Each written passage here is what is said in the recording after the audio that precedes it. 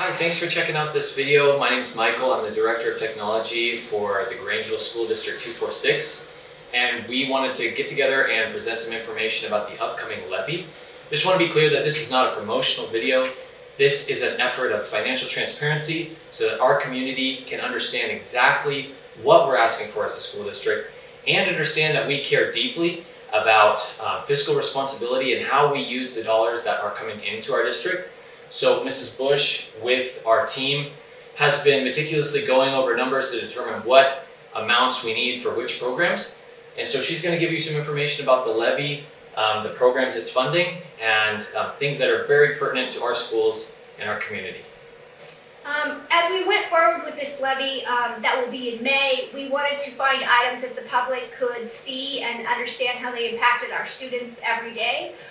What we didn't want to do was put items on the levy that impacted education. So as a team, we've worked very hard to put items on the levy that are not classroom, but do impact how many advantages and opportunities students have. They're important to our students, but they aren't classroom teachers. They're other items. So the first item that we put on the levy this time was extracurricular and co-curricular activities. These are things like drama, BPA, yearbook, knowledge bowl, and all of our sport activities. Just this season, we had 142 kids go out for activities at Grangeville High School just in the spring. So when you think about how that impacts kids over 3 different seasons of activities, it's a big deal. We have a lot of students that get scholarships from their sports, but more importantly, sports builds character, leadership, and those are the skills we really want to put forward. That's the first item on our levy, and it's a pretty hefty price ticket. We estimate that our school district is spending about $550,000 a year on sports and co-curricular and extracurricular activities. That includes transportation. So this leads to the next item on our levy list. I believe it's time for our district to look at other forms of transportation. It will give us more efficiency in how we transport kids from different events. It will allow us to take smaller groups of students without a bus driver who has a CDL and a passenger endorsement. It will allow us to move kids without paying wait time for bus drivers. We love our bus drivers, but there are some long weekends for them, and we struggle to have enough bus drivers to take our kids everywhere they need to go.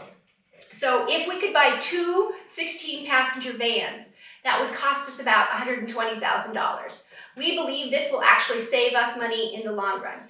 The cost per mile is estimated by the state of Idaho at $6.79 a mile when you drive with a bus. And so when we end up taking small groups of kids on a huge passenger bus, we don't feel like that is an efficient use of our funding. The next one is fully staffing our libraries. Currently, we use our libraries for IDLA classes, study skills places for kids to come in and study. And down at GEMS, they go in and check out books and have opportunities to meet with the librarians. What would happen is we would have to move the librarian out of the library at GEMS, and the library at GHS, we would move one of the office secretaries into the library, or the librarian would become an office secretary, but we would have to go down a person. So that's a part of it. Finally, we really want to work on the discipline and structure down at GEMS in the primary building. I believe we can do better at creating an environment where learning can happen easily, helping support teachers by having behavior interventionists, and by working with students when they are first in our schools, teaching them what we expect from students and how schools work. So if we could support our teachers in the primary building, I think that would be an excellent use of our money.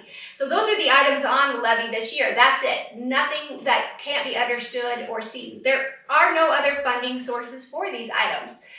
So your levy dollars would pay for us to have these programs. So what would the amounts per 100,000 be for a patron or stakeholder living in the 246 district? If you live in 246, this levy will cost you about $83.67 per 100,000 of your assessed value.